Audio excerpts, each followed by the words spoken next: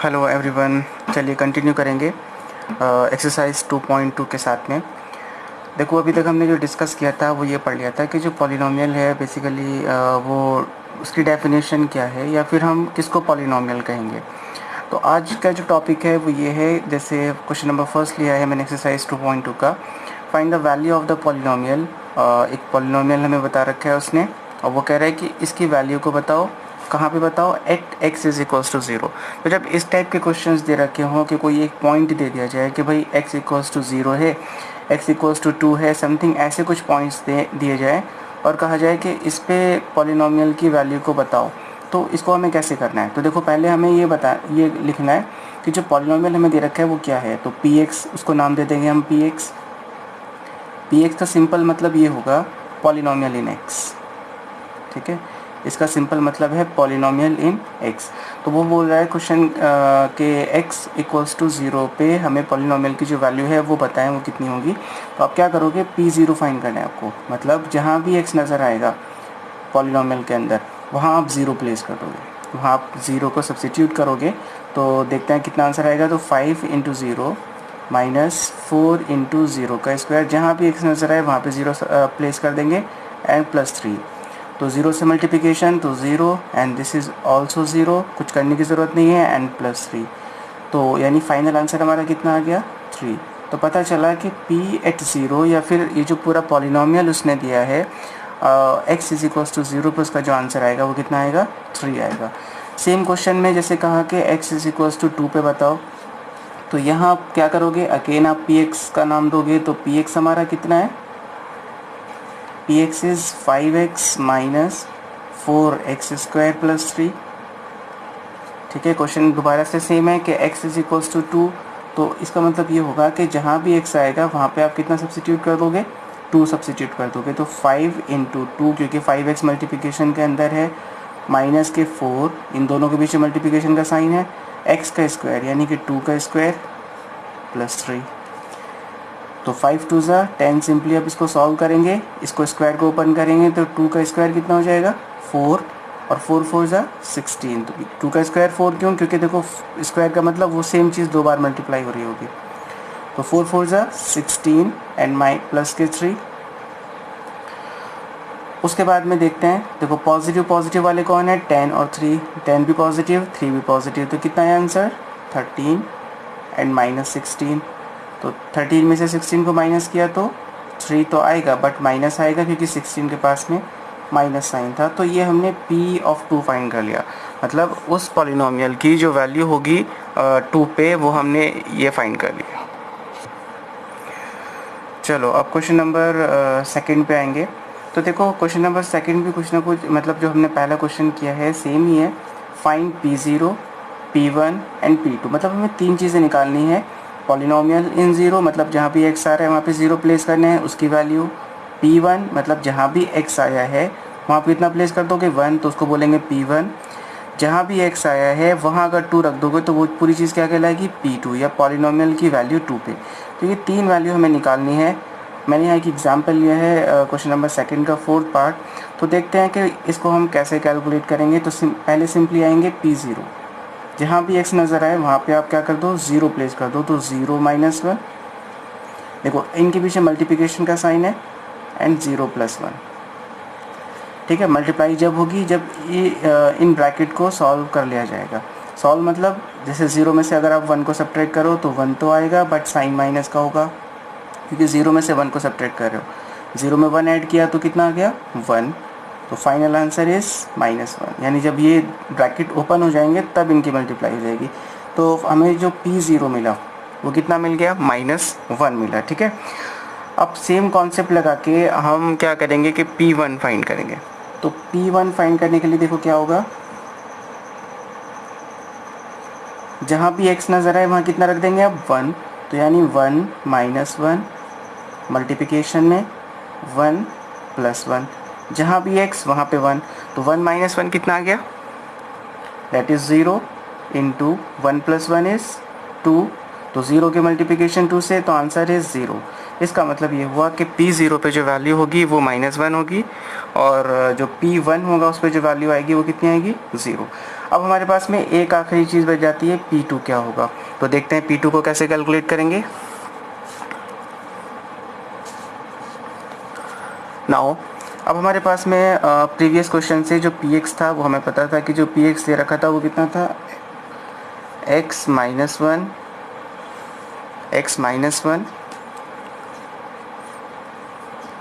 और x+1।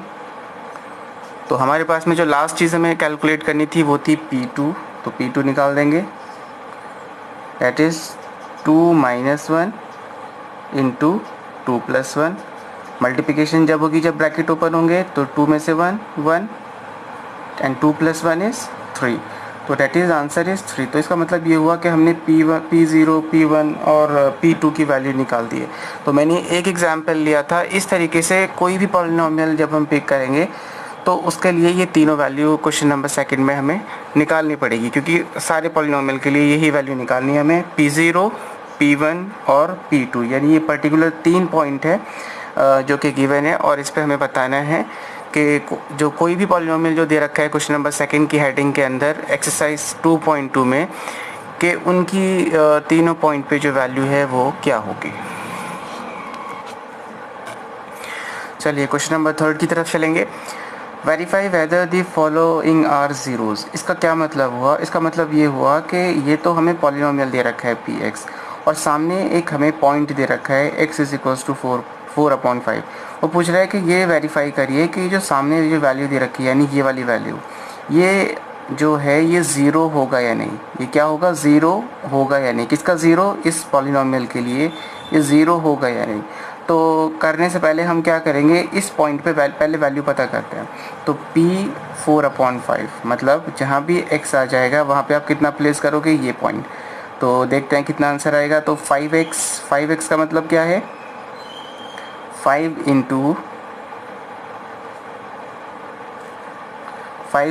x से जाएगा कितना आ जाएगा, simply 4/5 and minus pi.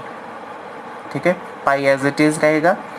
Now 5 से 5 कैंसिल हुआ, तो आंसर कितना आ गया, 4 माइनस के पाई, यानी P जो वैल्यू आएगी हमारे पास में वो आएगी 4 माइनस पाई।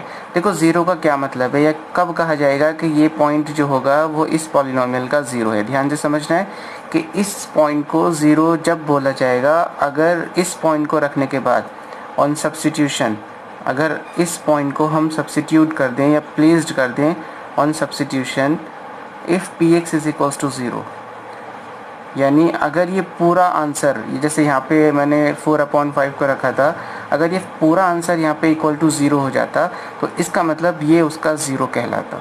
ठीक है, यानी किसी भी पॉइंट को अगर पॉलिनोमियल का ज़ीरो होना है तो इट मीन्स ये होगा कि उस पॉइंट को सब्स्टिट्यूट करने के बाद में वो पूरे पॉलिनोमियल को ज़ीरो के इक्वेट कर देगा, है ना, या पूरा पॉलिनोमियल ज़ीरो के इक्वल हो जाएगा। तो अगर ऐसा होता है तो वो पॉइंट जिस पे ऐसा हुआ है उसको ज़ीरो कहा जाता है। तो जैसे इस केस के अंदर हम क्या लिखेंगे कि 4/5 इज़ नॉट अ ज़ीरो, ये एक ज़ीरो नहीं होगा। क्यों, क्योंकि आंसर ज़ीरो नहीं आया। ठीक है, तो आंसर ज़ीरो होता तो ये भी हमारा क्या हो जाता, ज़ीरो हो जाता। चलो एक एग्जांपल और देखेंगे, लेकिन उससे पहले देखो हमने जो क्वेश्चन नंबर सेकंड था जहां हम P0 P1 और P2 कैलकुलेट कर रहे थे, तो वहाँ अगर आप ध्यान से देखोगे तो जब हमने P1 कैलकुलेट किया था, जब हमने P1 की वैल्यू को निकाला था, तो P1 जो था वो ज़ीरो आया था।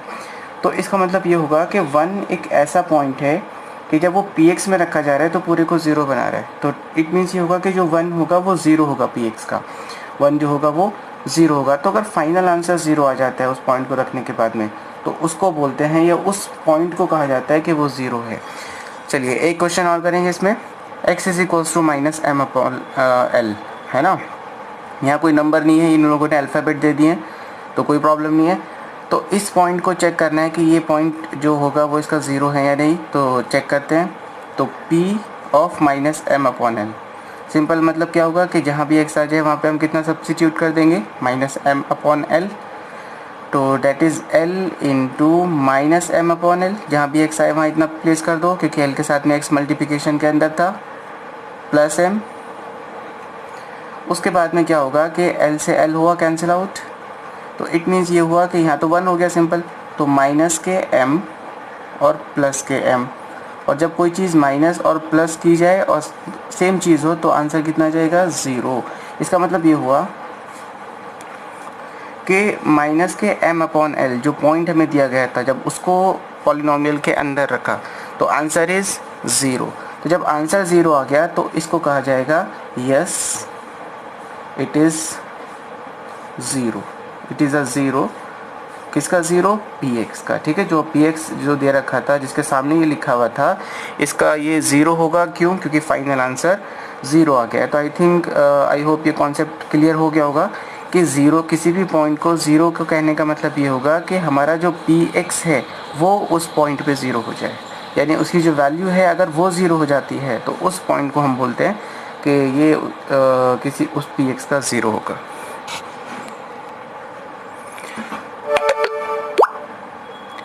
तो चलिए ये लास्ट क्वेश्चन पे चलते हैं, क्वेश्चन नंबर 4।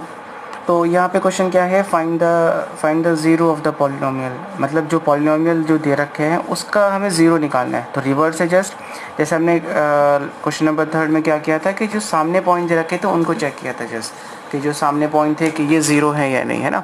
लेकिन इस क्वेश्चन में यहाँ कोई पॉइंट हमें नहीं दिया, जस्ट हमसे पूछ लिया कि इसके 0 क्या होंगे।